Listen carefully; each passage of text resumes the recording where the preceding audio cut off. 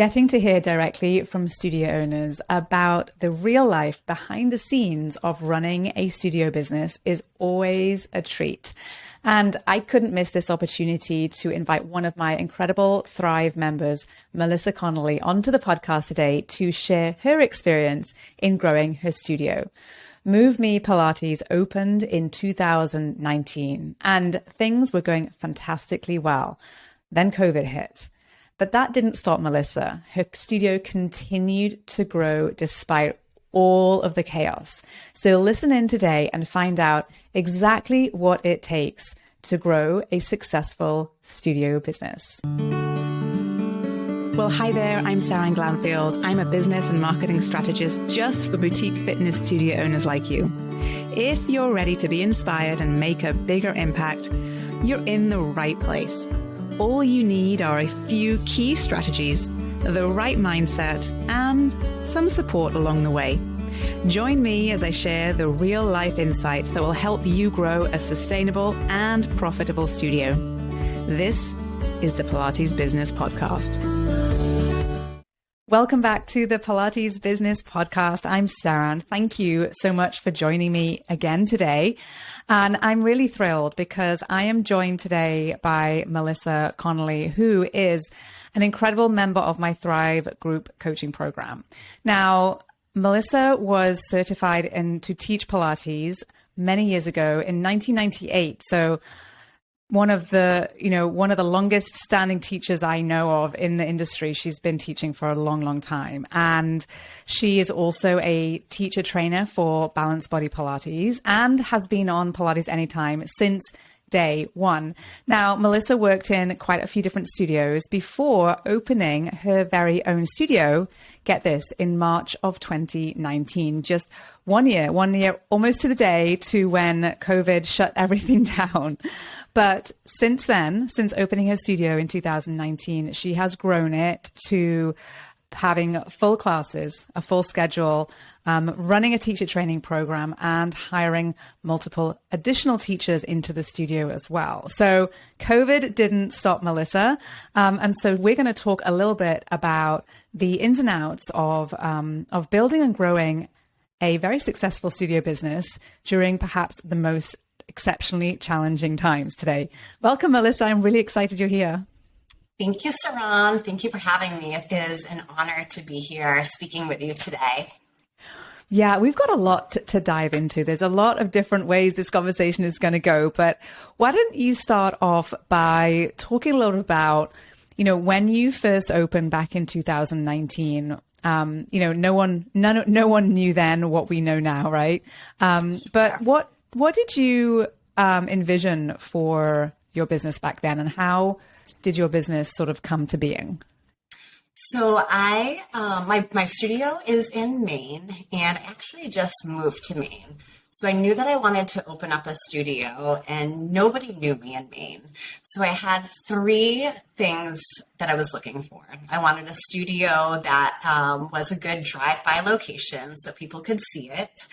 I wanted it to have plenty of parking. I didn't want to be downtown and have people deal with parking. And I wanted it to be light and bright. So that space appeared, and that's what I opened. So I was very lucky because people would drive by, had a big sign, and that's how people started calling and emailing and just inquiring about this Pilates studio that was coming into town. So the studio just started to grow pretty much right away. When I opened up in March of 2019, I started out with bar classes, Pilates mat classes, and just really small apparatus classes. I actually didn't even take out a loan or anything to start my studio. I just started out with 2 reformers, 2 springboards, 2 chairs, 2 arc barrels, and did it more like circuit style classes as I was building. And just started to open up for the classes. People came in and word started to grow. That's really fantastic. So you were really smart though off from the very beginning with thinking about the space that you wanted. And I think when you are thinking about, and you were obviously in a new town and you didn't have an established presence necessarily in the same way that others might if they were starting a studio. And I think when it comes to opening a space, that visibility locally is so incredibly important. And I'm sure you noticed that, yes, you had some people interested and excited to come in day one, but was it a relatively kind of slow build over the course of 2019, would you say, to fill your classes? Or was it pretty quick to get to capacity? It wasn't terribly slow. I definitely had less people then. I had less apparatus classes. I don't remember how many I had on the schedule, but there wasn't a whole lot of those classes. I only had a handful of private lessons because I feel like private lessons take a little longer to come to you. What was building at the time, which was good for when COVID actually hit, were my bar and my mat classes. A lot of people, I would take up to 12 people in those classes, and a lot of them really were full. So that was where the studio was at that time. It's changed since. So I also want to go back. You mentioned you did your circuit classes, and this is something that a lot of people ask me about. So tell me about how you structured those circuit classes, having just two kind of pieces of every equipment, but being able to fill, how many people were in the class? Four. Okay, so four people in each class. Yeah. Okay, got it. Okay, so it wasn't that easy. So I was actually glad when COVID hit, because then I bought another reformer. I went to 3 people with them all doing the same thing at the same time. But what I did was I started 2 on the reformers, and then I started 2 on the chairs. So the classes are about 55 minutes, so a little less than 30 minutes each. One would have their reformer routine, and then the other 2 worked on the chair and the springboard, and then they would swap.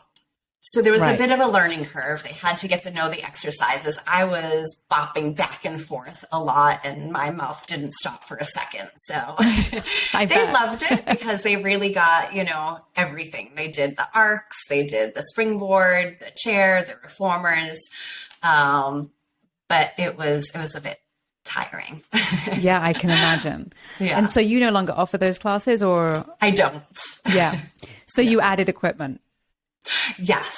So ever since I've opened, it's been gradually every year. I've been buying multiple pieces. So as the studio grows, I begin to just add on more and more equipment. Yeah. Yes, absolutely.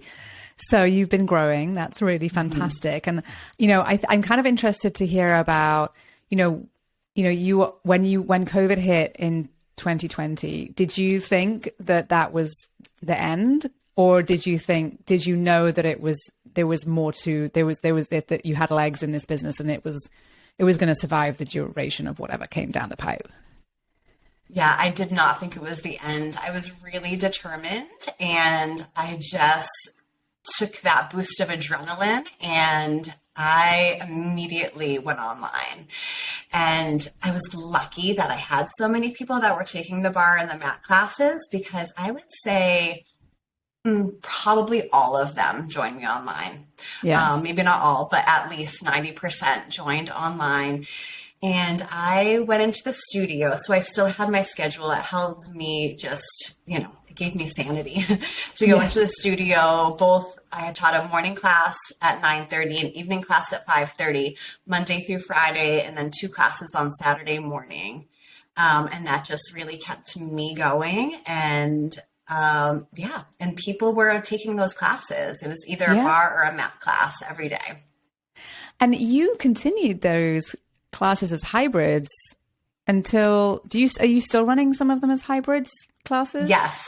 Yes. Every mat and bar class still has, not as many. I offer it, and I have sometimes between 1 and 3 people that also join online.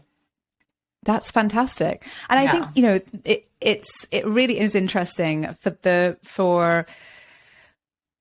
and I think every studio has a different story when it comes to moving their classes online. And there's a lot of different elements, I think, that go into, how successful that component of the business is. But I love the fact that you still offer hybrid classes. I think there's still a huge opportunity with online access to in-studio sessions and in-studio classes. And for some reason that still is extremely in demand from certain people, right? From a certain type of client. So that's really impressive that you've continued on with that. And I think and I remember from seeing you move online and how you've refined it, you kind of have a really solid setup and system in place for those hybrid classes and how they operate, right? Yeah. So when I realized that it was going to be there for a while, I invested in, some quality professional camera, microphone. And then since I have the bar classes, I had to get, a separate microphone and a mixer. And I don't even know. I just hope that everything works well because I still don't know how to work it. It's just set in place and it's doing its job. Yes, it's doing its job and it's working. It's just fantastic because your business is continuing to grow, which is fantastic. Yeah. So, as you've evolved through the chaos that COVID brought with it, you've also been able to not just survive, but thrive and grow. And you've added additional elements to your business. You've added classes, you've added teacher training programs, and you've hired people into your business. So talk to me a little bit share with us perhaps a little bit about how your business has kind of evolved from that point in which, we were kind of just getting through to what's next on the horizon? Sure. So we gradually began to open up more and more. That was just a gradual organic process. And then in March of 2021, that's when I began just a one-on-one teacher training. So I had somebody reach out to me who's amazing, and she began my teacher training program just, individually. And she actually teaches the most for me now. So that started in March of 2021. So I was, helping to grow somebody else to become a teacher. And then in September of 2021, I began a full balanced body teacher training. So, and I kept it purposely small. I didn't want to go online. I just wanted to have some local people that were interested in teaching, hopefully for the studio, and they are. So that started in September, and that went through, up till the summer. And then, and then actually this past fall, September and October, I had a bar training. So now I'm hoping to back up my bar program because since COVID, the bar program got slower. So what I saw that evolved was before COVID, it was really bar heavy, Pilates mat heavy. I had higher numbers there. And then after COVID, the bar and the mat classes started to get smaller numbers than the apparatus classes. And so now the bar is coming back up. So I'll be bringing in, new bar teachers and hopefully building that program back up again. That's exciting. I wonder if do you think that's because the folks wanted to have, clients wanted to have access to sort of equipment that they couldn't have access to at home? Or is it just, what do you think? It could be. It could be. I think in the beginning, what appealed to people is that they knew that, if we were working out on the reformer, I changed it right after COVID. I got another reformer at that time. So I had 3 reformers. They were spaced out. I think that appealed to people. They wanted that social distancing. And when they would picture bar classes, even though it was hybrid and they were smaller, maybe they pictured sweating next to somebody at the bar or something. So it was just this natural evolution of people got more interested in the smaller reformer classes and they didn't want to come to the bar. But now people are getting out more and more and so the numbers are getting bigger. Yeah. Yeah. And I think, it's wonderful to see you see the opportunities that your business has and knowing where you want to invest your energy to growing those different opportunities. And is that something that you've kind of taken a conscious decision to do, or how does that sort of tie into the role that you play in your business today, would you say? I'm just letting it kind of happen. So when the reformer classes began to get more popular, I had more people come in and do private lessons. Yeah. So I would say the reformer classes grew because then I began to streamline a little bit more. I began to have everybody that came to the studio was required at this point to do 3 private lessons. And I just feel like that made them want to be more committed to the studio. So they would do their 3 private lessons. They would take the reformer classes. There wasn't as much of an commitment with the bar classes. So people took reformer classes more. Yeah. So you are teaching, how many hours a week would you say you're kind of teaching in your business? I am teaching between 25 and 30. Yeah. And that's a mix between privates and classes? Yeah. Yes. And then what other things are you doing on the business side to help and support your business to grow?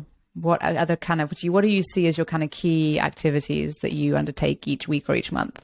Okay. So I also, I take care of all the social media and the email marketing, respond to all the emails that are coming in and, call people that need to be called. And, besides that, just client interactions and marketing, what I've learned with you and with our group Thrive is, I'm checking in with my KPIs weekly basis, the numbers that are going into my studio. And I would say those are some of the big things right now. The big things, marketing, keeping track of the data, the analytic, the numbers are so important, right? And that tells you what's happening behind the scenes and under the hood, because you're not just looking at those revenue numbers, you're looking at more than just the revenue numbers, right? Oh yeah. I'm looking at, the numbers of people, like how many are coming to the reformer classes, how many are coming to the mat classes and the bar classes, and seeing how that trend goes. And that helps me to decide when I need new equipment. So I just got maybe 3 weeks ago, another reformer because the numbers, like I had 4 reformers before that, and classes were just full and they were waitlisted. And, adding in that 5th reformer, I've already noticed the numbers have already grown, week to week. Fantastic. Great. I'm so glad that all of that is working for you. And I think, these are all habits that I think that as a business owner, you can't avoid really if you want to see growth, and it's not always the first thing you want to do when you wake up in the morning, and not always the thing you want to be working on. But when you look at those numbers and you're seeing what they're telling you, and they're telling you that, hey, like reformer classes are really popular. They're great revenue generators, great margins on those classes too, I'm sure. And so adding that extra reformer is only going to boost all of that, which is a good move. So fantastic. Yeah. But now the studio it won't fit in any more equipment. So the next step we'd have to, consider when we get there. Right. But it's a lot, right? When you're teaching between 25 and 30 hours, and then you're adding on some of these other tasks as well. How do you kind of stay organized? How do you make sure, because you're a mom and you run a business and you're a teacher, and you're on top of the numbers and the marketing too. So how do you allocate your time so that you are also taking care of you? So I have a pretty strict morning and evening routine. So the mornings, it's nothing fancy. Like there's no meditation and tea and yoga. Right.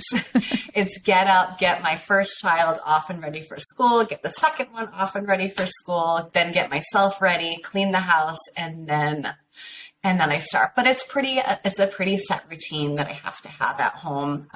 So I get out and I feel, organized and centered for the day. And then I would say at the studio, I've gotten a better schedule for myself now. So I was working at one point all the time. I would start, I start always at 9:30, but I would finish there, anywhere between like 7:30 and 8 p.m. Now I'm out of the studio between 4 and 6 usually. So that gives me time to get home and be a little bit more organized with like the evening routine at home. Yeah. And then just recently, I gave up working with private lessons on Fridays, move them to, Monday through Thursday. And that's just going to be my administrative day. So I'll be home. I'll be working on, the organization, the behind the scenes of the studio, taking care of anything else, for my house or phone calls or errands that I need to do. So, yeah. Yeah. That's nice to do on a Friday too, because then you kind of can wrap it all up ahead of the weekend and there's nothing kind of outstanding. It's a great day to have an admin day. Yeah. Yeah. Although I do work on Saturdays, but yeah. Yes. Well, but that's okay. That's okay. For now, maybe for now. Yeah. That's right. Yeah. That's right. Yeah. So, yeah. That's fantastic.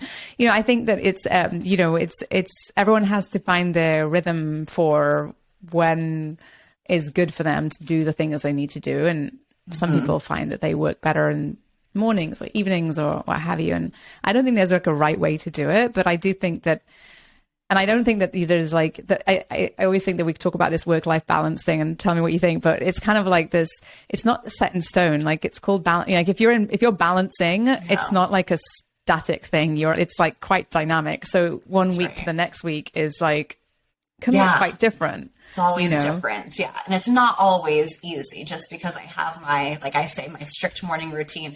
It doesn't always go off as planned. I hear you. Yes. Yeah. Yeah. People are people and little humans are little humans. Absolutely. They are. Yes, exactly. And, but if you didn't kind of have the sort of the rituals and that, kind of what you're kind of aiming for, then that's when I think, for me at least, like I tend to find that I feel like things seem to stack up and feel a little bit overwhelmed. So that's good to have it. Yeah. Yeah. And I'm just glad that I finally have this one day off that I'm, checking even more things off of the list and getting more organized. Yeah. Yeah. And, I think that's the goal, right? Is that for business and life, you kind of have a system that enables you to be as organized as possible. And, you've established that system in your business where you kind of have figured out that each day you need to do these things. And these are the times you dedicate to the teaching and the other things. And then this is the day that is the other thing that you do, the marketing and all of that behind the scenes and the numbers and so on. So, and I think that running a business is really kind of a series of systems, right? Like, it is. And that's part of like what I want to be working more and more on. It's kind of like, I was thinking about it, with Pilates, you're always learning, you're always kind of peeling the layers off and you get one thing, but then there's just more to learn. There's more to do. And I find running a Pilates business is similar to that. I'm like, okay, I've done this, but now I know I want to do the next thing to make it, even better or more organized or more streamlined. Yeah. It's like, there's always, it's exactly the same as Pilates. There's always a little bit more. If you want to go there, you can go there and do that thing and add that thing or peel back that layer and discover that little bit more of what can happen and keep refining and layering in. And it's not to say, no one starts at that end of it. You start where you are and you keep layering in and refining what you're doing and optimizing what you have and then as you've shown everybody here listening, it's possible when you just keep looking for those things and building and implementing those habits that you've developed for yourself to make sure your business is moving forward. So it's great to see. Always learning and trying to grow. That's right. So I'm sure that you may have started thinking about 2023 already. I'm so excited to share with you that we've got the 2 planning workshops coming up inside of Thrive. And I know the people listening can't see, but Melissa, just for you, I've got a whole workbook that you're going to be getting. Amazing. It's a little gift for you that's going to help you for 2023 plan out your goals, but also give you a action plan to get there. So have you started thinking about what you want for next year yet? I have, of course. So for 2023, it's just more streamlining and organizing. What I want to do is work on an employee handbook and a manual. I'm actually connected with Katie Santos right now, who is going to help me with that. Yes. That's just another system and organizing tool that I want to do. It was on my to-do list actually for last year, but it never happened. So 2023, I want to look into something like BrandBot or Marketing Suite just to get, more automations, communications easier and better. Yeah. I've got another teacher training coming up starting in January. And I do have 2 teachers on the horizon that are going to be coming in and helping out with some intro private lessons and, maybe some classes or maybe my Saturdays. Yes. All the Saturdays. Yeah. That's exciting. Those are some wow. things. Yeah. That's it. That sounds but like. I'm always trying to streamline and organize. And I feel like I get really inspired just with our group every week. So, yeah. Yes. Every week you're there every week and dedicating that 1 hour to listening and learning and growing in your business. And that's just an hour a week. And it just keeps you focused on the things that matter in your business, right? Yeah. That's right. That's fantastic. Right. So as we kind of wrap up, I really appreciate, Melissa, you being so open and for sharing with us, the growth of your business and what that looks like and all of those, how it's all the things that happen kind of behind the scenes of running a successful business that is growing every single year after year. So tell us a little bit about if people want to find you and follow you and learn more about what you're doing, what's the best place for them to find you? Sure. So my website is just movemepilates.com.